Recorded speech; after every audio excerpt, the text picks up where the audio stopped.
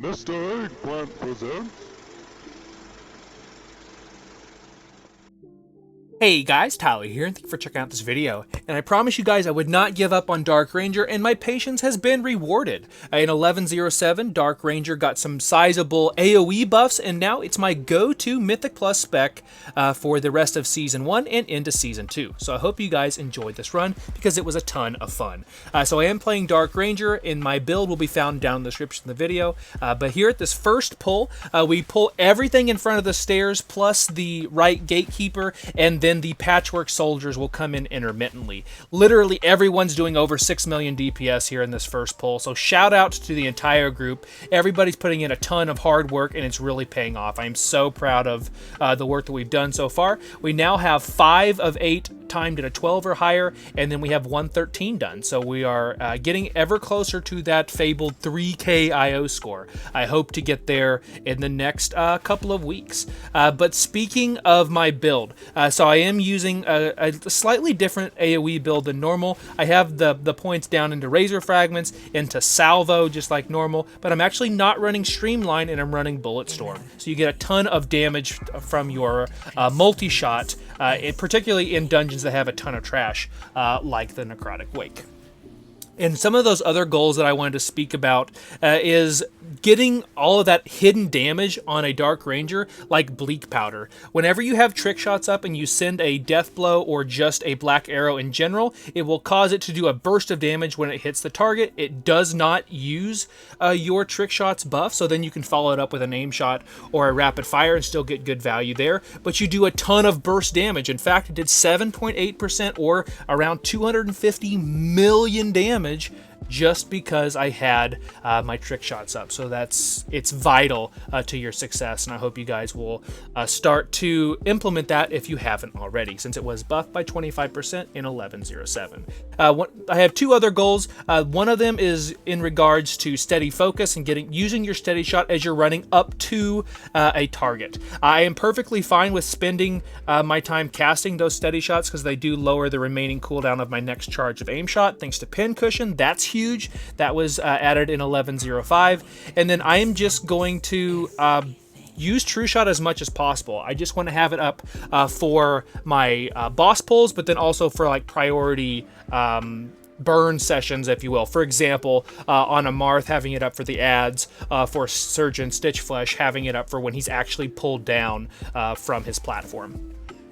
And my average true shot was a 1 minute and 39 seconds for this dungeon. So not too bad. It's not going to be as short as Sentinel, but there's a ton of quality of life that Dark Ranger brings. And honestly, I feel stronger defensively thanks to the bonus I get from Smokescreen. So we're pulling Blightbone here. Heaving Wretch is a frontal. You want to move that away from the group and then put it in one section, and then keep putting all the others that way, so you keep the poop in one area. This is something that even in a great run like this one, things I can always improve on is to use my binding shot. I don't know why I didn't use it. In fact, you can actually kind of like pre-cast it almost, as long as Blightbone actually doesn't screw it up. But I will delay my explosive shots and my volley to try to hit these ads as much as possible. For one, it keeps the poop in a nice area, but also it's just more damage for us, which is good for the entire group. I did use binding shot here, but since Blightbone was in a little different spot than normal, it missed 2 of the 3. So again, always can improve on that. The affixes are going to be Xal'athath's Bargain, which you see on the screen there. I just feigned death. That way I could get rid of it, and it does give you a nice amount of crit. When you get all 5 stacks, that's 20% crit. Definitely helps my damage in here. And then also we do have a priest, so I would say I got PI 7 times, so that will influence my damage probably more, honestly, than it would on a Sentinel Marksman Hunter. But we did a plus 12 after this. We almost timed it. We got all the way up to Stitchflesh before we just had some shenanigans happen, and I was well over 2 million DPS in that one as well without the buff. So I definitely know this build will work with or without a Xal'athath's buff. But Blightbone is at 20%, and I just used my True Shot. We're in that bullseye, and so now my black arrows will be flowing like crazy. And then I did want to say, I had questions in a previous video. The kill shot macro that you see on the screen on my bars, that's just it's a macro, so it's always going to show kill shot whether I have kill shot as a sentinel or if I have my my black arrow. It's black arrow, I promise. So after the first boss Blightbone, down he goes. We are at 2.56 million DPS, so we are moving right along. Now that we've got past this first section, we're going to do the sorcerer and the necromancer together. We're cleaving off the necromancer.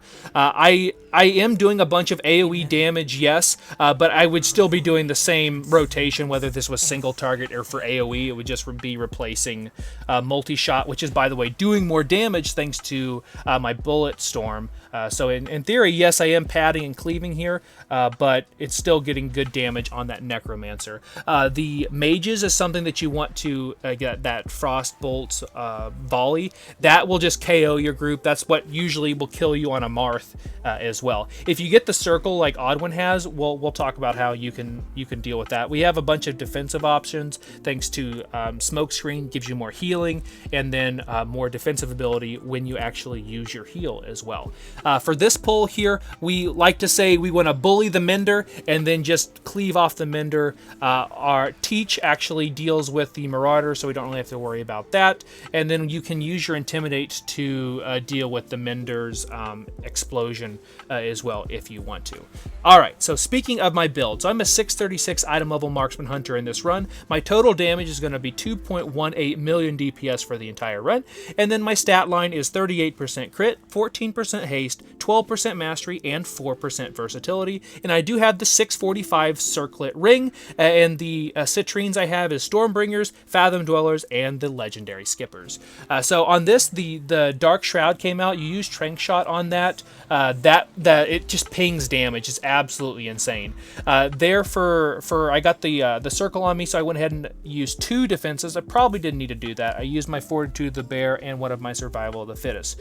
All of these adds, they don't have much health compared to the named guy here, so he's kind of just left to his own devices after a while.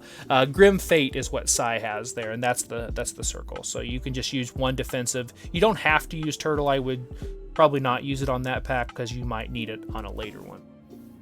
2 target cleave is the bane of our existence, but it's a little bit nicer on a Dark Ranger. So I'm basically just going to send everything. We call out, who has the circle interrupt, who has the fear interrupt for Star, and that's the gasping, or excuse me, the rasping scream. There we go. And then I'm just doing my normal rotation. It's better for you to go ahead and use multi-shot if there's 2 targets versus using Arcane Shot. Arcane Shot just gets used less and less. It's kind of crazy. You don't want to get hit with the gruesome cleave. That's very important, particularly if Rock Jesus is out, as Sai did have him out for that previous pack. It gives everybody a nice defensive boost, but it does taunt the Marauder and turn that frontal cleave, so you do want to avoid that. We're going to bring the Marauder in here, and we're just going to try to get rid of the volleys as much as possible and cleave off the Necromancer. I unfortunately did kind of a poor job there, if we're just being completely honest with myself. Again, always can improve when you go into keys, and I am a firm believer that there are no bad keys, because even you're learning something, even if it's what not to do. The Necromancer, you can also interrupt his Necrotic Bolt, which puts a heal absorb on whoever he is targeting. And as soon as he dies, then all of the ads die as well, because they're basically the ads from the boss. So that mage that's marked with a star, I should be running over there and trapping it, because then it just does nothing. That's something that I would like to start doing on Amarth, and then also doing for this particular pack, because this one really hurts, because everyone's saving their cooldowns, because we're about ready to do a ginormous pull and melt basically everything that's in this courtyard. So, like I said, you pretty much, the Frostbolt volley will hit everybody, and it puts that dot that I have on me. It's a slow, so you can get rid of it with your disengage. thanks to post haste. Here we have the Xal'athath's buff. We're going to go ahead and get that. I'm going to misdirect teach, pull the small corpses, and here we go. So explosive shot first, then I use my true shot, then multi-shot, then my black arrow, and then it's just nothing but aim shot, rapid fire, aim shot, rapid fire if I have trick shots up.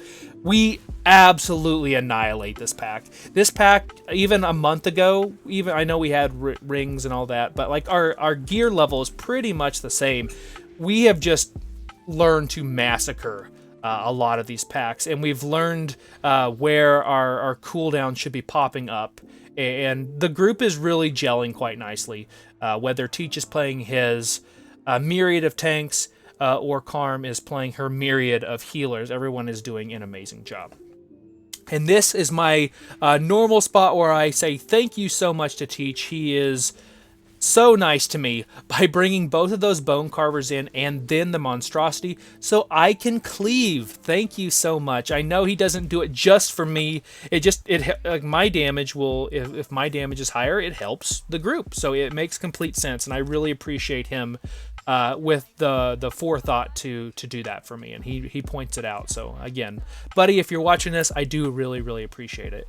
The Frigid Spikes comes out. We had somebody come up here to start the RP, so we can pretty much be good to go as soon as the monstrosity dies.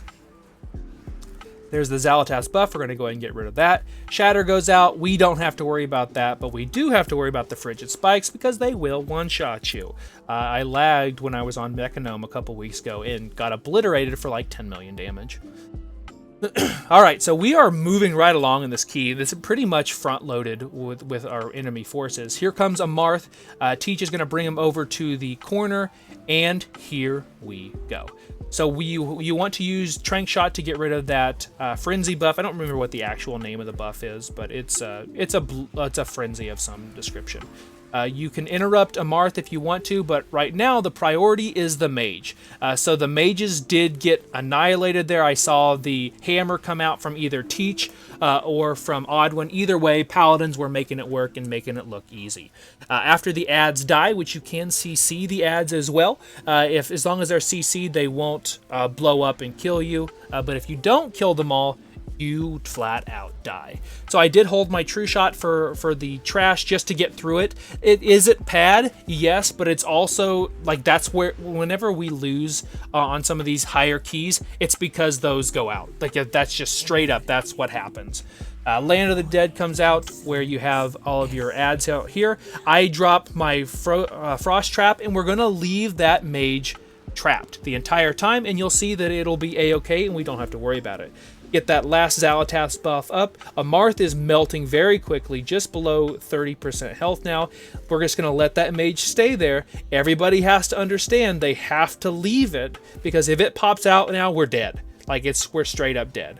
So there's the reanimated mage, final harvest, and there we go. We don't have to worry about it. We didn't blow up. Everything's fine. Looking at my cooldowns, True Shot is up, but I do know we have a giant pull coming once we get up to the Ziggurat above us. So because of that, I am going to hold it. So my goal when we are on these winged champions is to have Explosive Shot up, Volley up, and True Shot up, because we, again, are going to have a giant pull, and I want to make the most of it.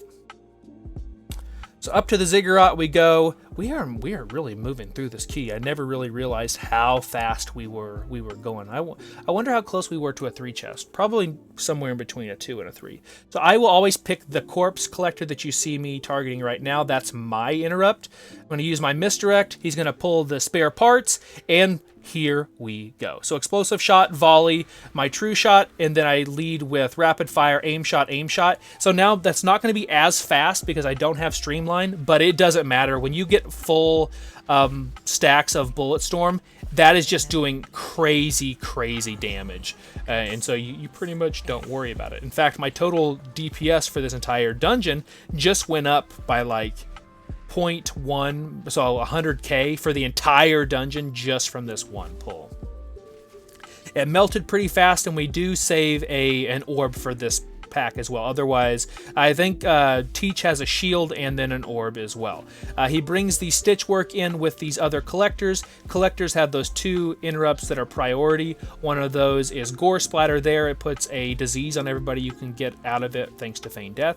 And then there is the Drain Fluids, which is like the bane of everyone's existence. Everybody's had to set through a full fluids at one time or another, just like Chain Mine over in Grim Atoll.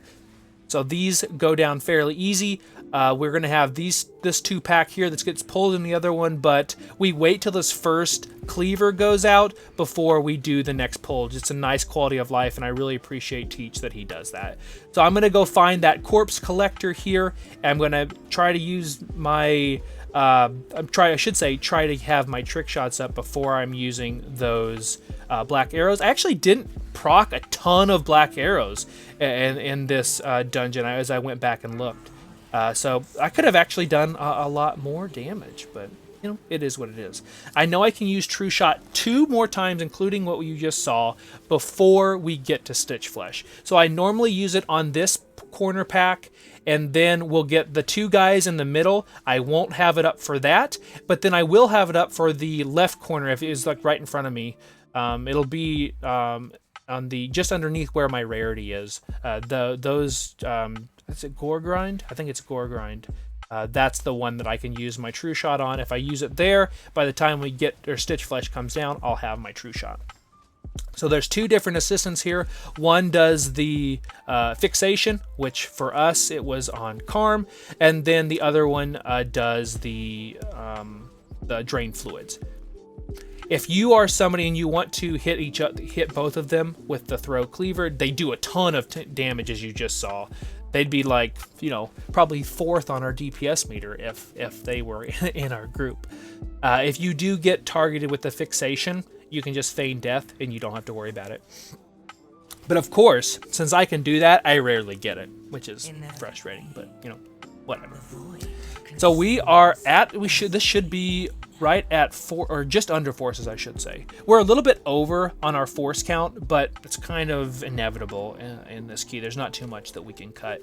But I know I can use my True Shot here, so I can do Explosive Shot. Then I used Multi-Shot for whatever reason when I had Volley up. Hindsight's 20/20 on that one. Use the Black Arrow, aim shot, and then now I'm just going to go back, get Trick Shots with Multi-Shot, which is doing a ton of damage again. I had literally full stacks for almost the entire amount of time. And then the lovely thing about Dark Ranger is that since you have points in like Razor Fragments and just your Black Arrow buff damage, you have good single target as well, and that's something that I am finding more and more is a positive for Dark Ranger, is that yeah, you don't have the Wailing Arrow and the reset and all that, but you still have a ton of single target capability in your AoE, and you don't have to worry about if the target is standing in the right spot or not. So I'm just going to use everything that I can here, Explosive Shot, Volley, then use my Black Arrow, and then just, again, normal rotation. If I'm going to cast an Aim Shot or I'm going to cast a Rapid Fire, make sure I have Trick Shots up before that, thanks to Multi-Shot. And this Spew Disease does a ton of damage. In the plus 12 that we did, I didn't use the defensive just to see how much damage it would do, and it did 90% of my health, and it did not crit. Yeah, it hurts. It hurts real bad. Use a defensive. All right, so Rot Spew's almost down. Looking at my True Shot, it's actually up and ready to go, but I'm going to wait till Stitchflesh comes down here. Here comes that Spew Disease. Look at that.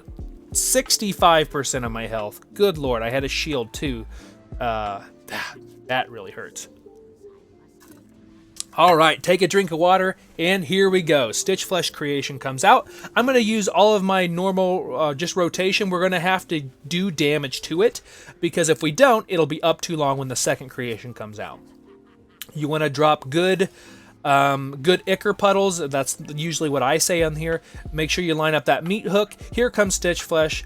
Someone is going to spear Stitchflesh, and I'm going to do Explosive Shot, Volley, True Shot, and then normal rotation, sending Kill Shot as much as I can, and just targeting Stitchflesh. The creation will naturally die most of the time because of just our AoE damage, which our group AoE is pretty substantial, I might add. So some good Ichor placements, and as long as this creation is up, which unfortunately it is not, you can pull Stitchflesh again. That's the perfect play, but it, like, whenever we are meat grinders when it comes to our damage. So I don't fault anybody for that. So we're just going to do our normal rotation again on the creation, just like normal. The next pull comes out. You want to line it up with this arrow that you can see on the ground. There we go. And Stitchflesh comes back down. Finish him off. True Shot's got about 40 seconds or so left. That'll be perfect timing for us to go ahead and hold it for the final boss. So there's the meat hook. Stitchflesh gets moved into it. It's important that let Teach do that. He will not fail you. You have to let him move the boss in front of there. But 13 seconds left on True Shot. Enemy forces in the bag. 12 minutes left on this key. And we are in front of now Thor, the Rhyme Bender. So, how you guys doing? You guys enjoying this run so far? Because we're going to pull in 60 seconds. So this is a great time to talk about our sponsor for this video. No, I'm just kidding. I don't have sponsors. So I did want to say, I guess I do have sponsors. It's you guys. So thank you guys so much for supporting me here on YouTube. This has been such an amazing journey. I have loved every single second of it. And you guys have really been the catalyst to get me to push myself to be the best marksman hunter I can be. And teabag or not from the two paladins here on the screen, I really appreciate you guys. And I did just hit 10,000 subscribers. I couldn't have done it without you. I'm so blessed beyond measure. And you guys make this the best hobby ever, so thank you so much. And I will have some more Dark Ranger videos, and specifically a new Marksman Hunter guide highlighting the positives of Dark Ranger, and then we will finish off this key, and here we go. So I led with aim shot, then I used my steady shot to get the buff, then I used my black arrow, explosive shot, volley, true shot, and then it's normal rotation. We waited to have it line up with our bloodlust, since it was going to be 60 seconds out. That way everybody could enjoy the buff. And now Thor is falling very, very quickly. He's going to be, here comes the first exile. He's at 60% before the first exile. Unfortunately, I actually kind of wanted the exile. The perfect one for me as a marksman hunter would to get the second dark exile. Unfortunately, in this key, I don't get it at all, because whenever you come back up, which, by the way, Dark Ranger makes it super, super easy to... we did this in an 11 before this key as well. I didn't stop. Like, I literally just kept moving, went right up to... killed the guy, went right up to the angel, and right up. It was the fastest I've ever seen. If you get the binding, you can use your disengage to get out of that. If you come up from Dark Exile, drop it in the corner, and then just continue to move. I kind of move in like an S zigzag pattern, since I'm one of the only ranged. Most of the time, I'm one of the only ranged. We had some really good value out of a lot of things in this run. We had some good value in our steady focus buff. It was almost up 80% of the time. We had buffs from our new 1107 Siren ring, the citrine ring. We had that up for over 55% of the dungeon. I think it was like 55.8, I think is what my notes here say. But all in all, this was an amazing run, and I also had a really high uptime on my double Dawn Silk lining, which was at 86%. That is a shout out to Karm for doing some amazing work. But thank you guys so much for watching. Consider subscribing if you haven't already. Be sure and follow me over at Twitch at twitch.tv/Mr. Eggplant. 2.18 million DPS. Nice job, guys. I'm so proud of my group, and I cannot wait to share more Dark Ranger content with you guys and more videos. So thank you guys for watching, and I'll see you next time.